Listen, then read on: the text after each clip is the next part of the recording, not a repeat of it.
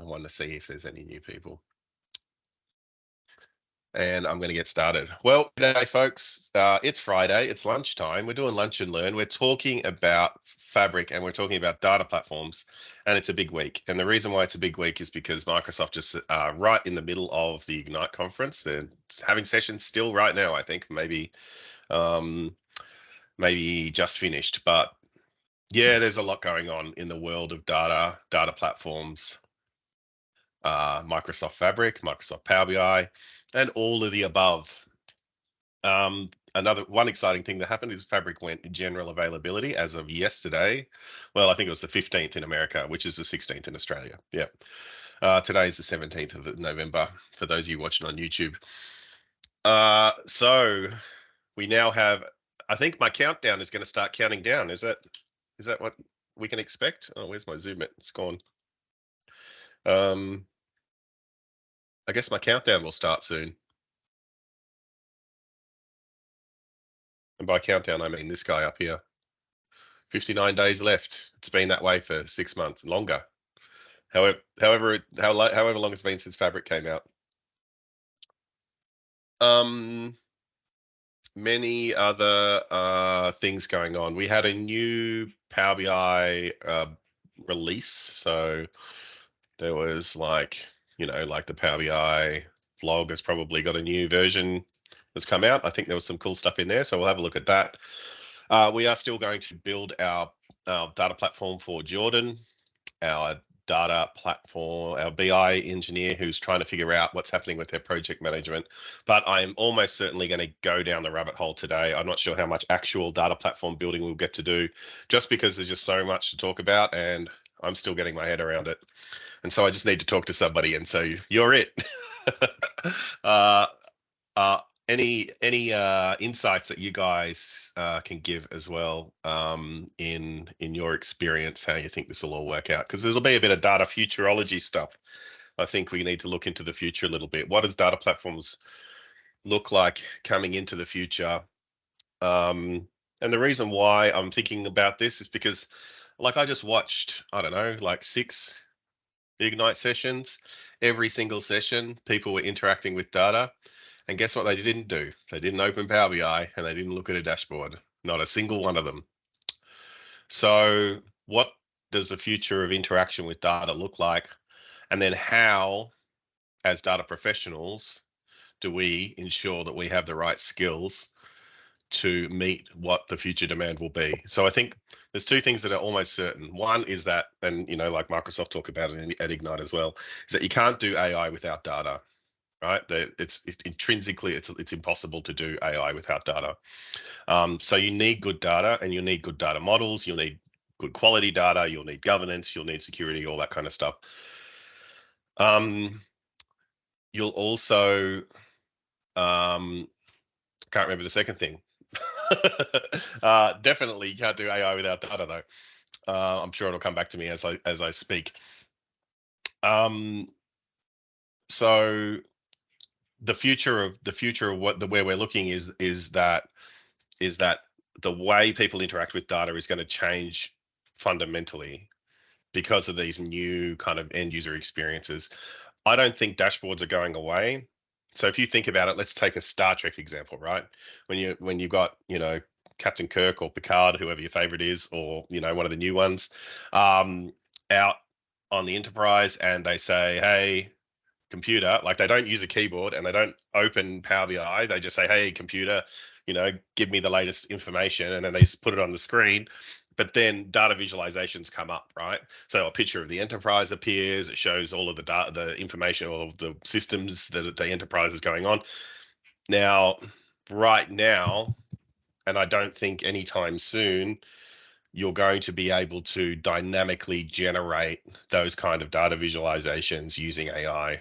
Not in the short term, maybe in the medium term. It sort of depends on how things go. So I think but regardless, dashboards are still going to be there.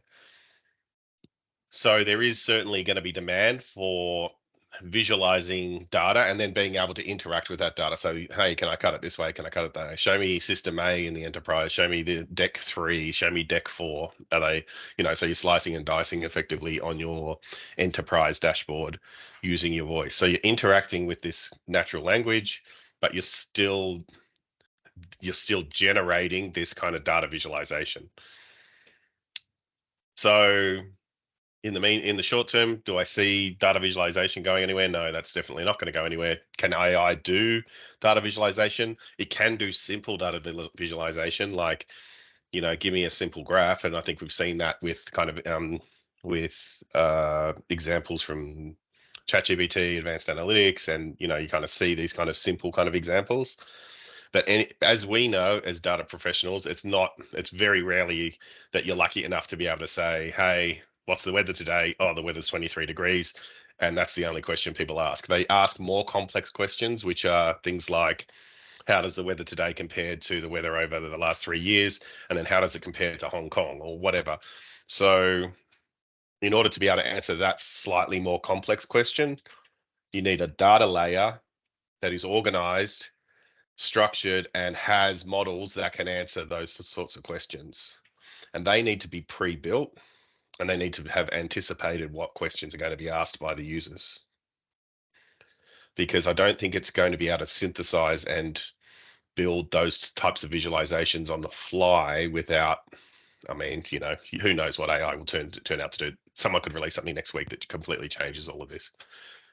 But at least with current technology, from everything I've seen, data needs to be cleaned up. That's a huge piece. Visualization is still going to be a piece. So Power BI will exist in some form going into the future. The question is how much of the work to build these things is going to be done by humans, and where is the opportunity now for us to put ourselves into the building of these things and enabling things like Microsoft Copilot to actually work properly, the way Microsoft kind of demos it. So well, yeah, I think I reckon that we've got a couple of things that will continue strong for quite some time. So data engineering, definitely, because we need to prepare those data sets. In terms of data visualization, you're still going to have all your stock standard reports, right? You're still going to have compliance reports, things that need, like press releases, all these sorts of things that need to be put into big packs that need to be kind of codified, and regulatory reporting and stuff like that. And there's no way you could use AI that has the potential to hallucinate things. Exactly. I think maybe we'll be able to free ourselves from those users who come up to the table and kind of stand there and say, hey, can you pull this data for me? But I think there is still a role for visualization, and maybe the more junior, like data analyst roles, I reckon that's kind of the first head on the chopping block. But the more advanced, like BI and definitely data engineering, is going to continue for. I mean, businesses are slow to adopt new things anyway. We've still got people running SSRS. Oh, it'll be years before the last data engineer, hangs up their hat. Let's face it. Data sanitizers, yeah. Matt says AI doesn't seem to have the capacity to handle novel problems and questions. Makes sense of how they currently are trained to automate a specific task. Yeah, I agree. This is where if you introduce anything that's too novel, and all of the, it's really interesting to look at the examples from Microsoft. And I do encourage you to go to ignite.microsoft.com and check out the sessions. Particularly, there's some really interesting sessions on how Copilot's going to interact with data, how Copilot's going to interact with Fabric, I think, and how Copilot's going to interact with Microsoft Graph, which is the kind of the Microsoft database that holds all of your user context. So all of your emails, all of your stuff that you do on the Microsoft 365 platform. Microsoft knows all about that. They put it in the Graph database. That way you can have, like when you first open Word, it says, hey, here's all the recent documents you worked on that kind of stuff. That's all being powered by the Microsoft Graph database. They've already got that. They've got a huge head start over other enterprise kind of AI solutions because of that, because it already got all of that piece in place. All they have to do is put Copilot, which is just another name for ChatGPT, let's face it, over the top of the graph, and instantly you can just ask and answer questions about your entire kind of work life. As long as it's secure, then it's going to be great. What I think, and so that's going to be the main way, and they're integrating into Windows, they're integrating it into the front line of your browser. It's going to be the first place you go to, and really, that, if you think about it, that's kind of the inevitable conclusion for this kind of human computer interaction and the way that we start with things.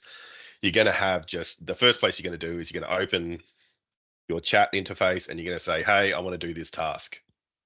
And then it's going to flow on from there, right?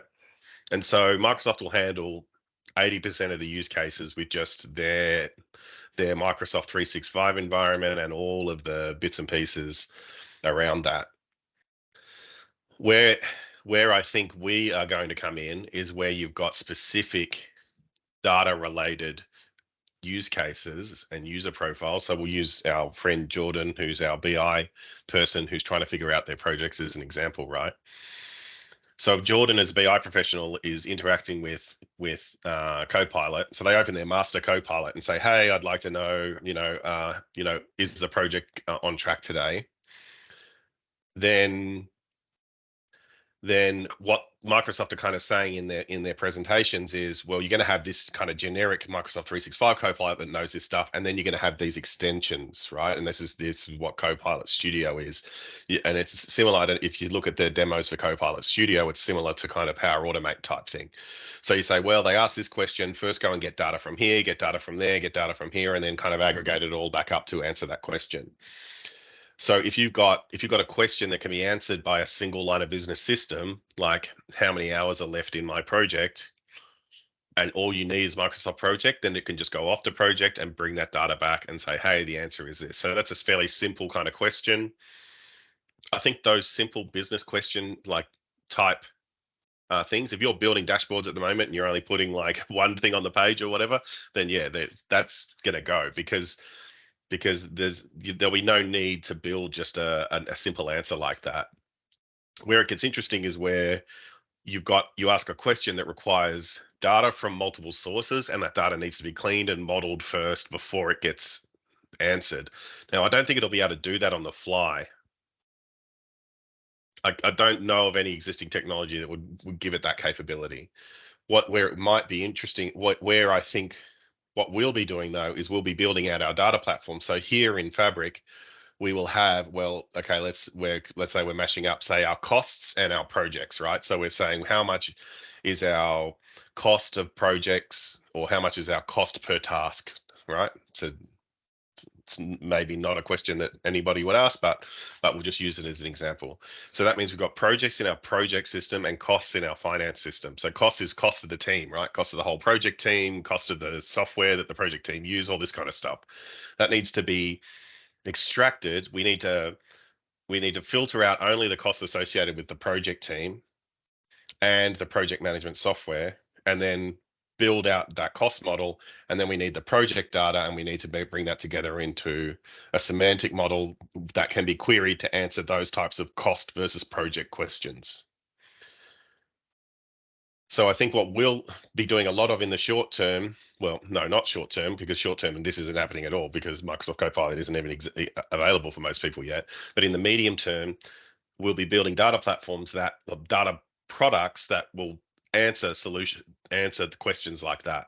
So you'll go, okay, we kind of anticipate that people are going to ask about cost versus projects. We need to build a cost versus projects model inside Fabric.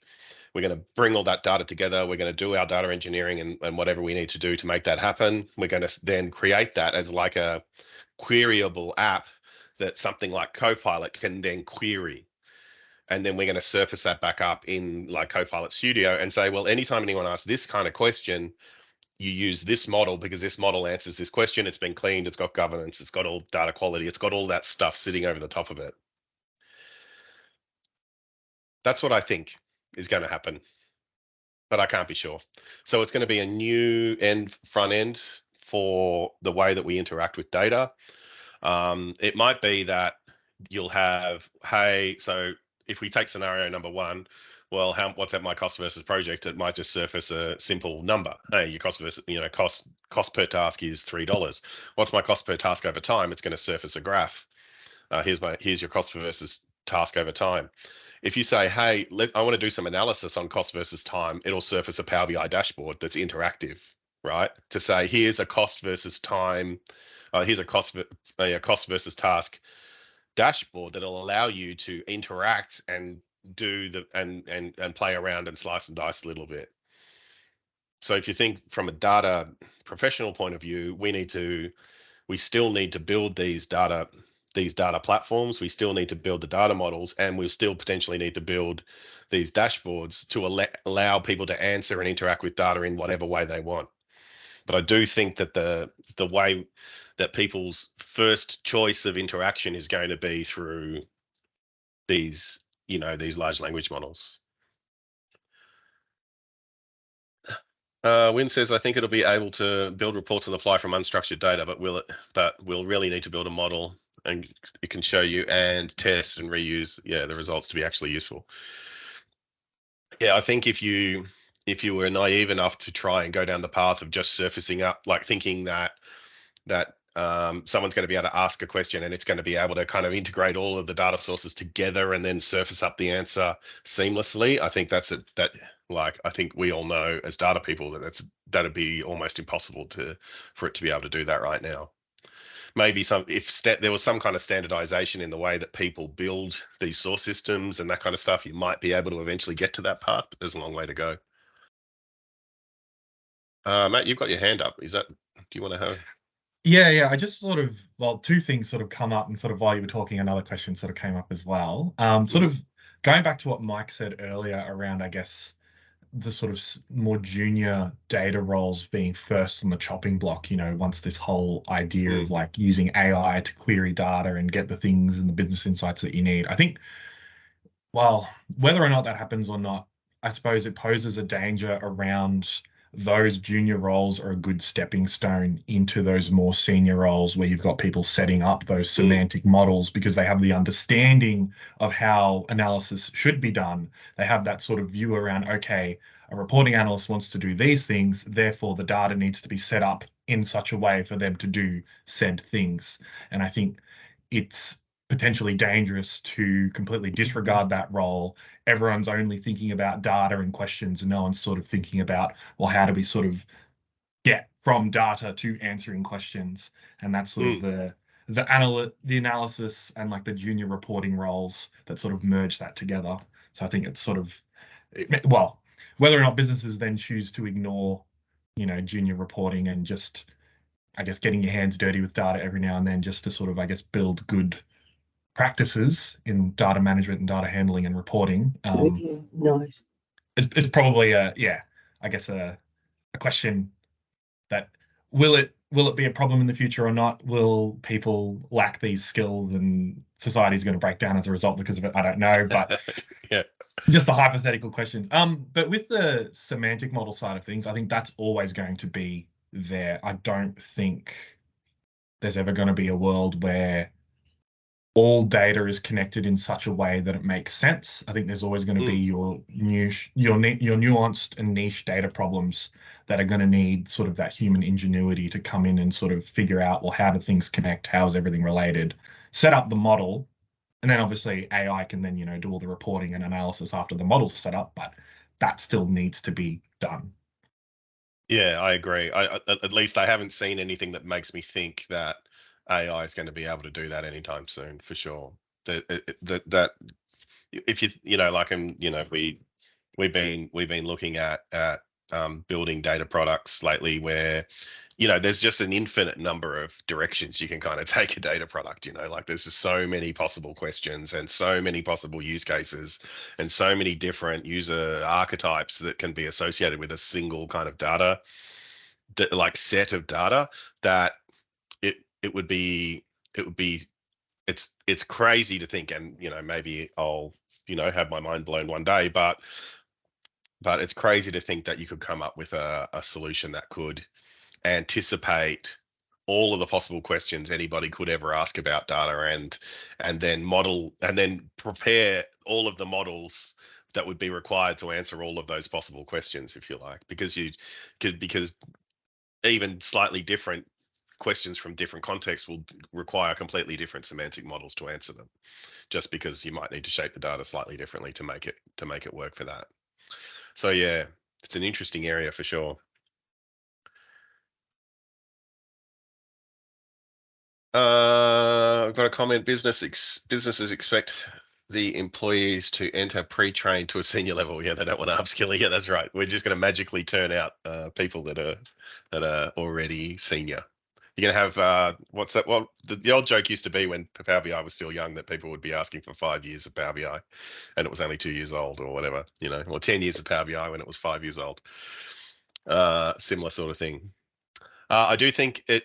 I mean, there's certainly going to be aspects of it where, you know, it'll be hugely beneficial for people who use Power BI to build stuff in the short term, right? Because Copilot on Power BI and Fabric and Copilot generally to improve your day-to-day work, the fact that you can do it securely on all your enterprise data, that's going to be amazing. So I think we can enjoy a period of looking of higher productivity.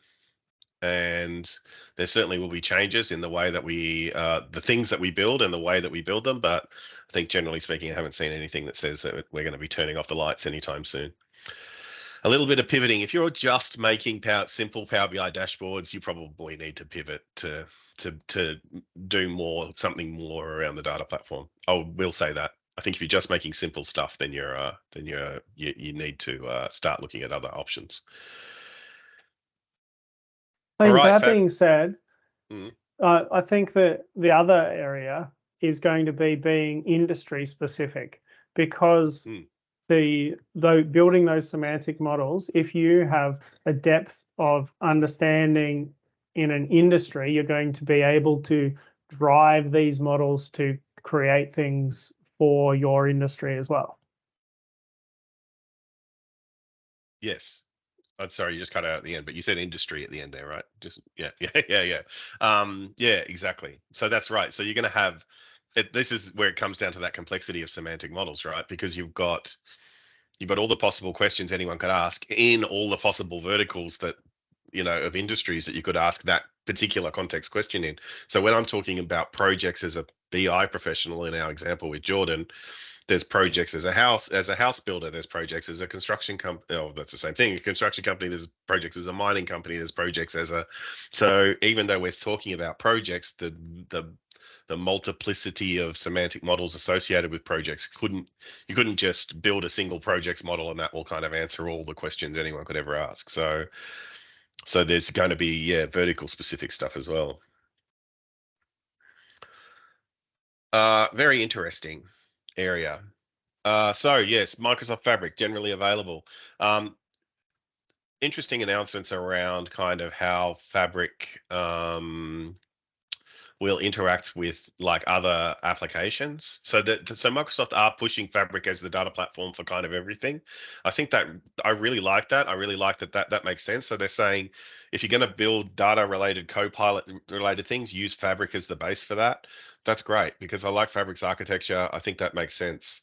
There's kind of really two options these days in the Microsoft data platform world.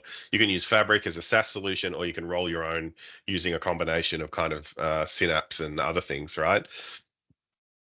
And you could, and that this one gives you a bit more flexibility. You might be able to do it lower cost because you're only building stuff for your specific needs. Whereas Fabric's a bit more generic, but it gives you this kind of whole of ecosystem that you can kind of use. I like both those things. You know, one's a Ferrari and one's a Toyota Corolla, but they both, you know, they meet different areas of the market and do different things. I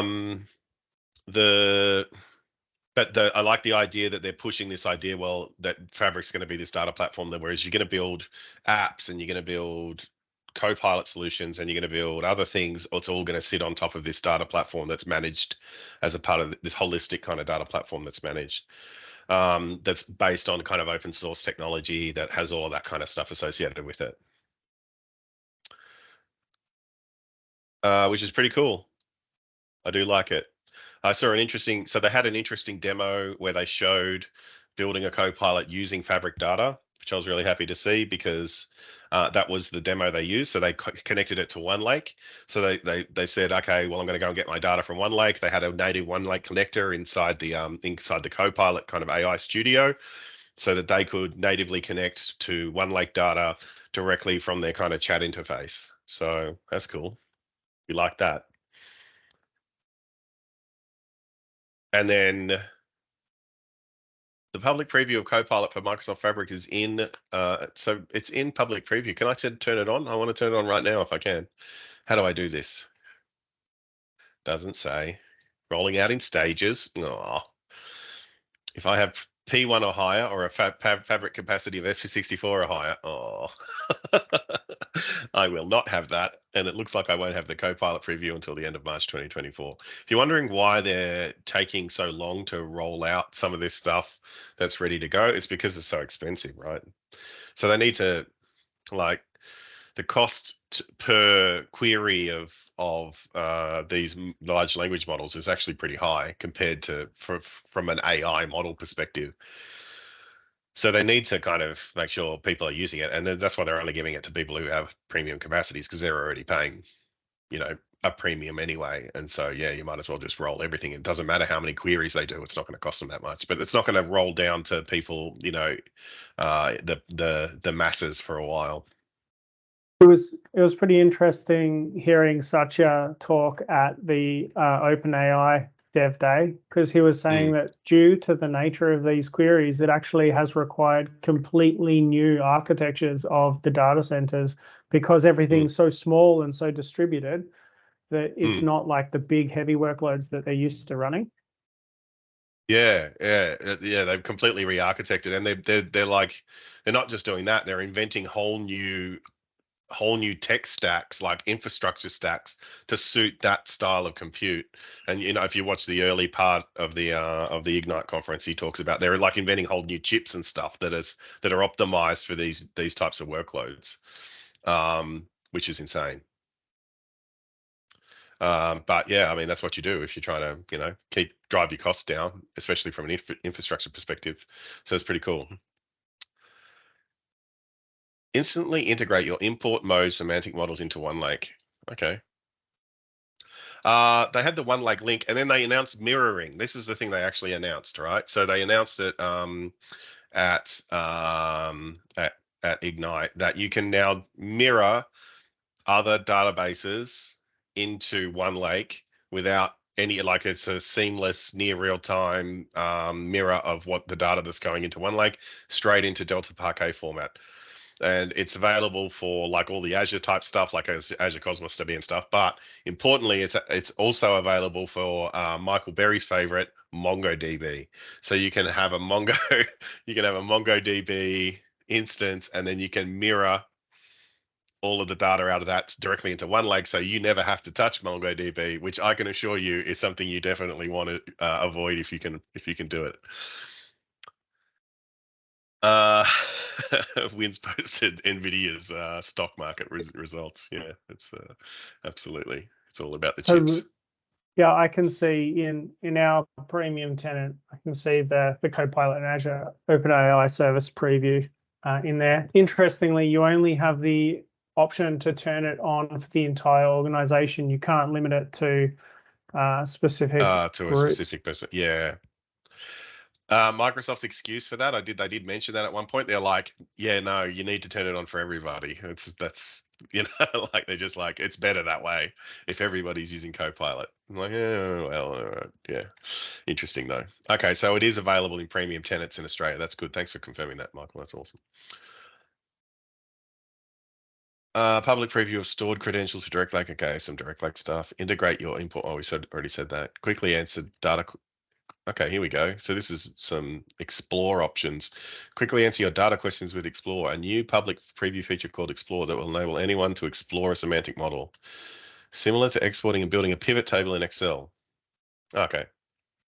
So it's this is Data Explorer. Yeah, well, we did see, they called it Data Explorer when we saw it in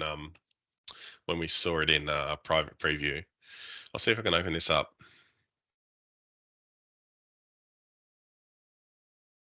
It's a bit bigger. Explore the data.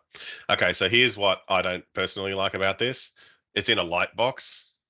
I hate these experiences that Microsoft build where they bring out a light box. Like, so see how small all of this stuff is on the right hand side? Just not a fan. I'm not a fan. Why not just make it fully like the full window? I just don't understand why you wouldn't do that. They do this with when you're in Fabric and you create a direct leg model, and then they bring up Power BI, and they bring up Power BI in a light box like this. And I'm like, why would you bring up Power BI? Is hard enough to see. I think we've complained about it before. Anyway, I'm going to complain about it again. No more need for analyzing in Excel. Absolutely, we'll always have a need for analyzing Excel. That is never going away. They announced some cool stuff about Excel in at Ignite as well, because they have Excel. They have the Excel Python stuff, and then they were talking about, and then the Excel Copilot looks really good. So yeah, no, Excel's going nowhere. I'm sure Win can give us an update on why Excel's not going anywhere. All right. Heads up, you need 300 licenses for Really? Office 365 Copilot. Of course. Yeah. So you that's need that cost thing again. Yeah. Yeah, 300 E5 licenses or E3 licenses. Plus, unless- then you're paying $30 a month on top. Yeah. Wow. Yeah. So you need to be spending big bucks with Microsoft to be able to get access to these Copilots right now. Not surprising. Not surprising. Or they're going to look after their big customers first. The Microsoft Fabric Community Conference. What's this? It must be new. Let's look at it. Is it online, or do I get to go somewhere? Can I speak at it? When have they announced anything about this? I don't know. Let's check it out. Yeah, isn't that Fabric February thing they're doing? Oh, maybe. Somewhere, maybe Las Vegas? It says it's in March. Oh. Las Vegas? Was it? Oh, there's too many going on. There's a Fabric It is in February. Las Vegas. Oh. Yeah, Las Vegas. March You're now. right. Okay. No, they've moved it to March. Oh, Look, they got the big hitters here. Okay, well, we won't get a speaking gig at this. It's a Microsoft, one of those ones where Microsoft speak. Cool. All right, well, if you feel like going to Las Vegas in March, is that close to the MVP conference? Can I do a double header? And SQL Bits. And SQL Bits? Oh, in yeah. the UK, so you can I'm just do going to spend triple all header. of March, all of March. I'm just going to be doing data conferences. All right, I like it. Nice. There you go. There's a conference. That'll be fun. Build the skills, get some credentials. Microsoft Certified Fabric Analytics Engineer Associate, brand new credential. There you go. Let me have a look. They're coming next month. So what's that? That's going to be FP304 or something. Do they have a number for it yet? No.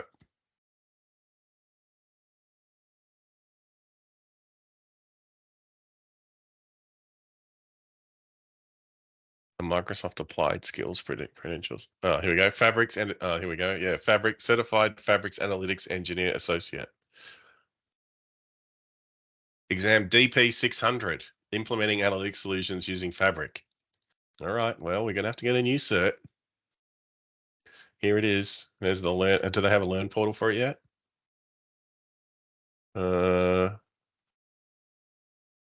Great British Pounds. Doesn't look like they have. Oh, this is the Learn portal. Certifications available January 2024. This is what it's going to cover. Lakehouse's data, all the stuff in Fabric. You partner with other people. So they're creating a new role called a Fabric Analytics Engineer. There you go. So if you're building simple Power BI reports, have a look at this credential maybe.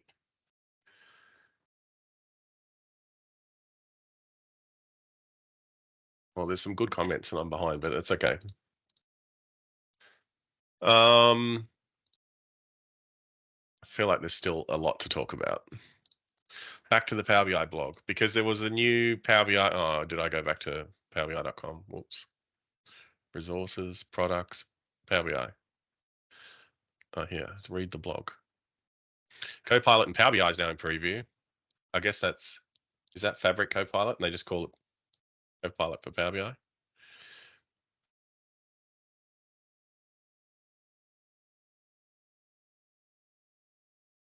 I've lost the ability to find the blog. Okay, here we go. Sorry. I told you I was disorganized today. Making it up more than I usually am. New button slicer. This is what I want to look at. Okay, here's the feature summary. Sweet, button slicer, reference labels. More on the Q&A with suggested synonyms from Copilot. This is surely going to all converge. Q&A is not going to hang around. They're going to just have Copilot, surely. On object interaction updates. Okay, Azure Maps. Yep. Narrative visual with Copilot. Ooh, that's cool too. Here's something I want to talk about. Data sets are being renamed to semantic models. Bam. Let's start there. I'm not upset about this at all.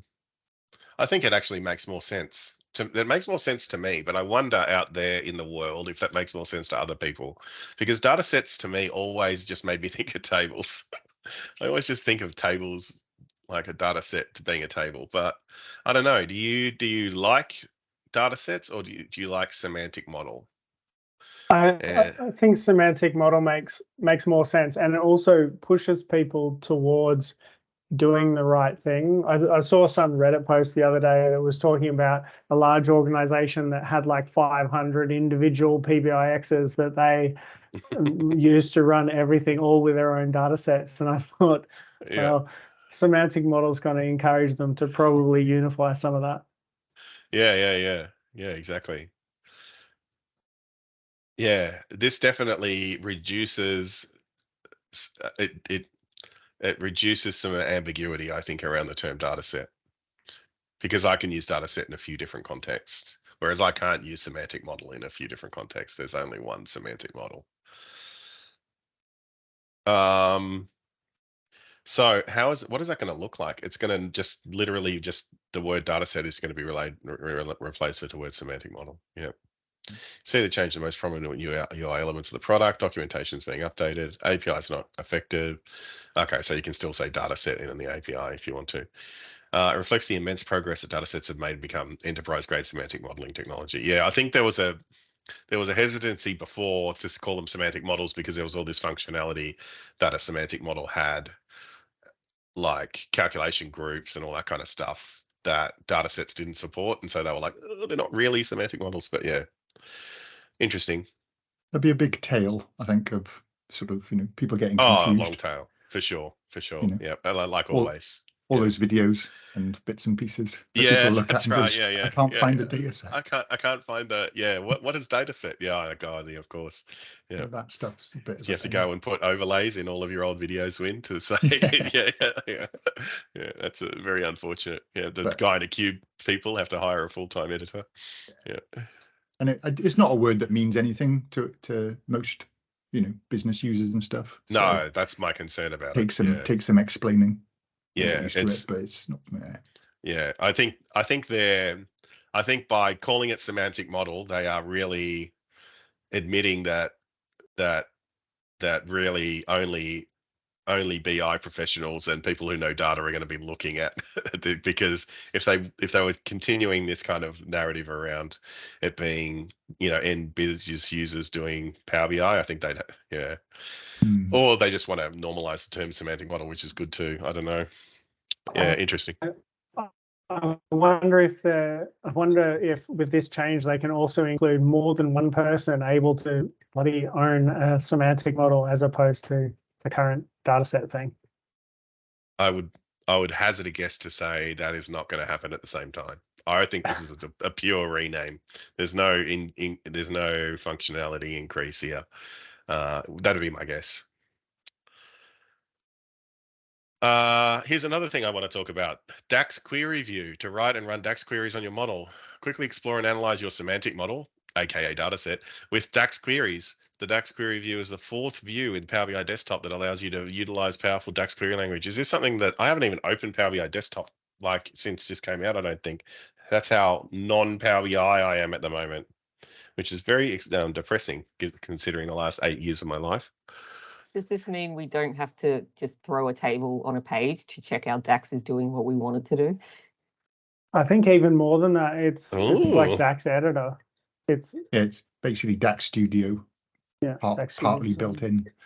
But yeah, you can just run define or an evaluate.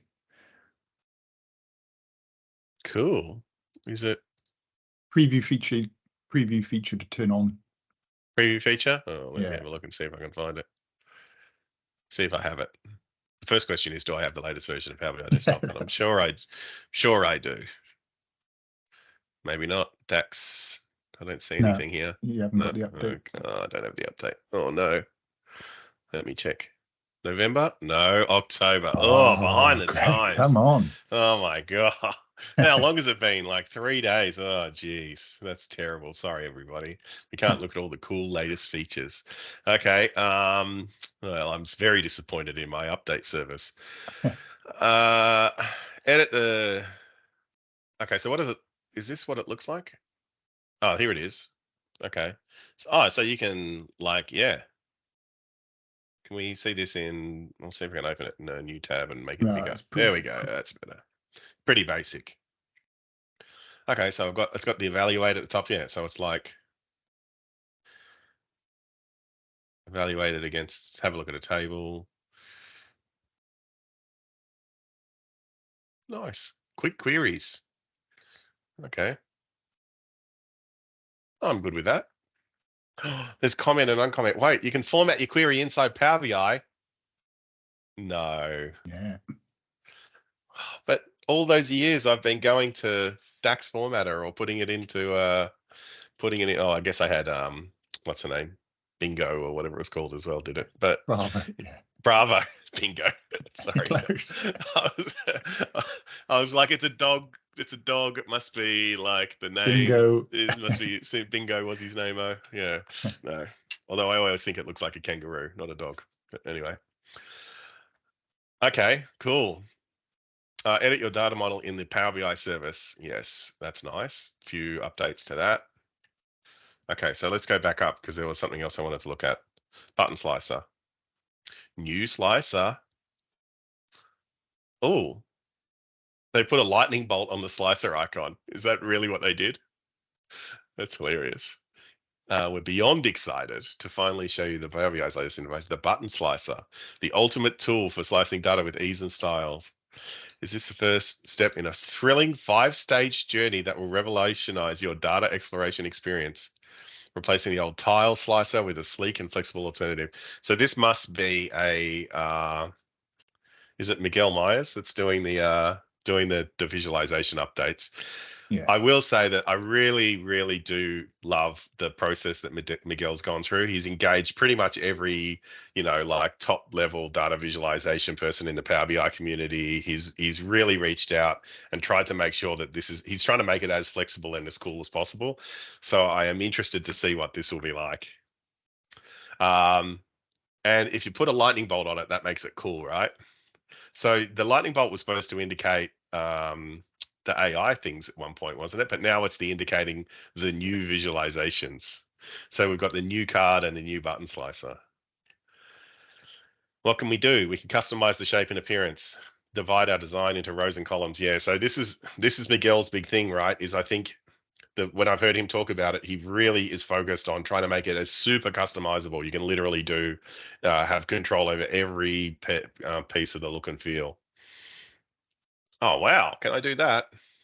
Wow, that does look a lot better. Let's face it. There's the old style tile slicer. That's cool.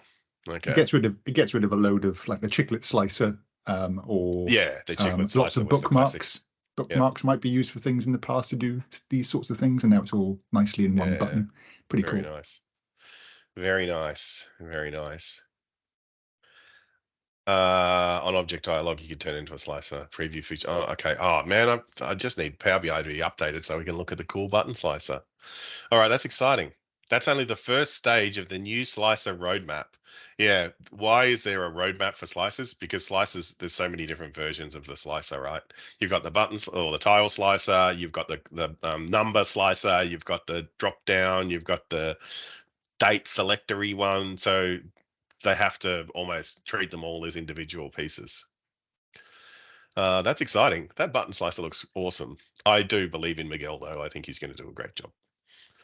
So we've got reference labels as well. So this is a new thing. which I'm not really sure I quite understand. Okay, let's make sure. Just like the button slicer, they're super excited. An exhilarating advancement. Reference labels. I've been using GPT-4 for their bloody posts. Almost certainly. Who is it? I'm going to ask them. Who is it? Ryan. Okay. All right, Ryan. We call Super you. exhilarating. I can show a quick one if you want, Greg. I can show a quick one. Yeah. If you've got one, yeah, go for it. Is that right? Yep. Shall I show you? Yeah, do it. Hold on then. Let's share Take this over. All right.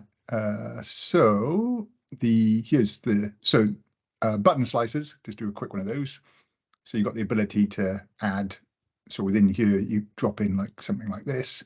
Comes in a 3x3 grid as the slicer.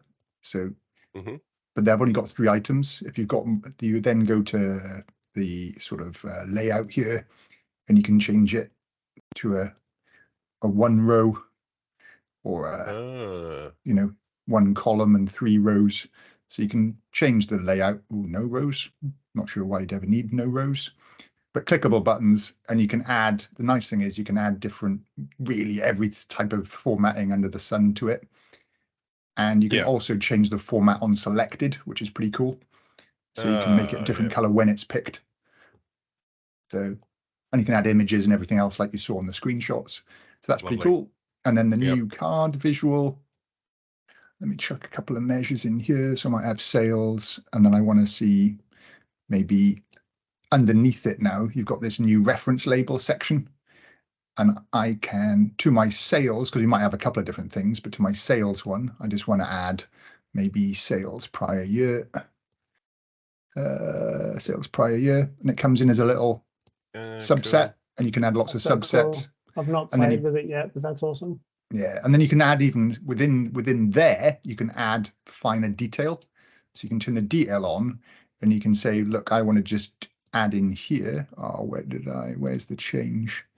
To, again, too many drop downs, but you can actually add little subtotals. So if I go back here, where was it? You can do stuff like this with little indicators. Indicators and stuff, and just add another measure in there as another indicator, and you can add multiple layers underneath, and it's sort of a bit dynamic. I was working out how to make this smaller, but you just drag the bottom up. It took me about 5 minutes.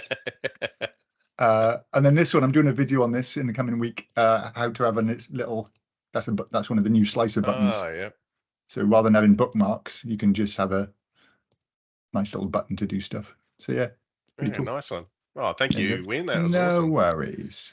A little bit of a preview there of Win's work as well, folks. So if you're not familiar with Win's stuff, then check out his stuff, because he's got some awesome stuff. Particularly if you're an Excel person. If you're an Excel person and you don't know Win, then you've been living under a rock. Here's some more complex examples of the slicer with the reference labels. That's very cool though. I do like that. And you can see, again, this is, Miguel is really making things as customizable as possible. And it just really is going to take Power BI to that next level, where it can look a bit kindergarten-y, especially out of the box. And so being able to kind of build some complex stuff is really going to make things really cool. So I'm looking forward to it. All of the next probably year or so, we're just going to be constantly getting updates to all of the new, all of the standard visuals inside Power BI are going to get an uplift from Miguel. Very cool. Q&A and Copilot, I'm not that interested in that. I think that's pretty much makes sense. Anything else here on the list? On object interactions, yes, narrative visual. Oh, the narrative visual, we do want to look at this. Okay. We're very excited. No, we're excited to bring Copilot's unique ability to summarize data to the rebranded narrative for Copilot. So Smart Narratives is now Copilot driven. This totally makes sense. I'm completely on board with this, because Smart Narrative was already pretty cool, but it did use pretty awkward language and it didn't quite make sense in some things. And so I really like this idea. I like having narratives on dashboards. it's cool. When you get it to work, it works. It's really great. It almost adds a whole element to a dashboard that that is hard to get any other way. And so building narratives into dashboard is definitely something you should play around with. It's not always appropriate. It's hard to get right, the balance of when you use this on and not, but I like the idea of Copilot taking over this area, because And it really needs a smart model to do it. yeah, and having access to the data directly means it's not going to hallucinate or anything like that. It's, you know, the data's right there for it to access. Yeah, they'll put it in unoriginal mode. I hope, so that it doesn't make anything up. It should be right. Yeah. So this is going to be a really interesting one as well. What's happening with bikes in this report? Wow.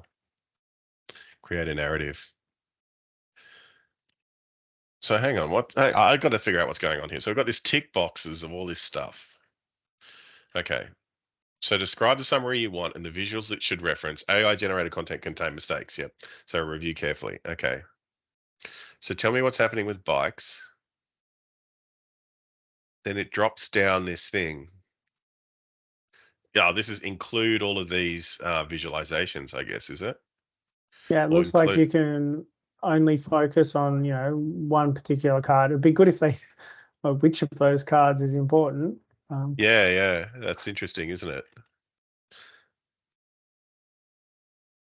Yeah, it's like, yeah, I guess the cards don't have, but I guess these ones that will use the title, but the card's only going to have card as a title mostly. Cost revenue, percent of sales. They just use the same. Okay, users have the ability to choose whether they want to summarize over the entire report, select pages or visuals across their report. So I didn't know that they could do this, that they could even, I didn't know that Power BI had awareness of the page and visual kind of hierarchy like this. I don't think it did until this must have come in with the new underlying Power BI structure, because this was something they couldn't do before. They couldn't tell you that there was 10 visuals on the page and that kind of stuff, but they did rebuild kind of Power BI underneath a little while ago now, and this must have been one of the things that they included, so that now it's all structured so that it can see, oh, this page has got 10 visuals on it. So it's nice that they can give you this. That's cool. So you can say, yeah, only look at these 10 things here, or select the visuals you want. Okay, that makes sense. Summary can be updated as the data is sliced and diced, so end users can interact with it without editing the prompts themselves. Yeah, so you can just have it sitting there as a summary, and then they don't have to do it, just like Smart Narrative, I guess. That's going to be interesting to play around with. I look forward to that. All right, I think that's enough of Power BI updates. We are probably out of time to do any actual building of cool things, but we're at a pretty basic place. What we've done so far is we've just brought in an Excel spreadsheet into our fabric area. So next week being, yes, I'm still going to do next week. We're going to build our semantic model that's going to sit on top of our little project management thing. And man, if I can figure out a way to get some kind of Copilot interaction with that semantic model, that's my dream. I don't think that will happen anytime soon, because I don't think I have access to Copilots. But if I can figure it out, I'll make it happen. If not, we'll build a semantic model. We'll build a Power BI report that sits on top of the semantic model. We will start to bring in other data, and then we'll start to interact with that data in different ways as well. So we'll look for opportunities to do Copilot interaction. We'll build some Power Automates. We'll build a Power App. We'll build a few things so that we're building a data platform that interacts not just with our presentation front end, but also with the rest of our applications and things like that, architecture. I think that'll be the plan. But that's the end. You know, there's a lot to think about when it comes to, I think there's a lot to learn more than think about. I think we have to take action as data professionals. We need to be on top of how our data is going to be interacted with coming into the future. and we need to be ready. So there's some stuff to learn. We need to start to expand our knowledge base. We probably need to have a good, I hope you've been playing around with these large language models and doing data analysis with it, just so that you can get a feel for what's possible and what's not, and how people will interact with these things when they eventually hit your enterprise kind of workspace, because it's happening. It's going to happen. There's no, the genie's out of the bottle, and the Microsoft train is rolling. 100% of Ignite was about copilots. There wasn't a single session that didn't mention them. It was all about building generative AI, natural language, over the top of Windows, over the top of Microsoft 365, over the top of every single product, over the top of it, built into the way you work in a daily fashion. So, yep, it's going to be an interesting year for sure. Anyway, it's 1 o'clock. That's the end of lunchtime. You have to go back to work now, but I hope you have a great weekend. And thanks to Wyn Hopkins for that little demo as well. Check out Wyn's stuff. Thanks to Michael for your insights as usual. And everybody, thank you for joining me again for another interesting session. We'll be back next week. I hope we'll see you then. But yeah, in the meantime, have a great weekend. See you later. Cheers, Greg. Thanks, Greg.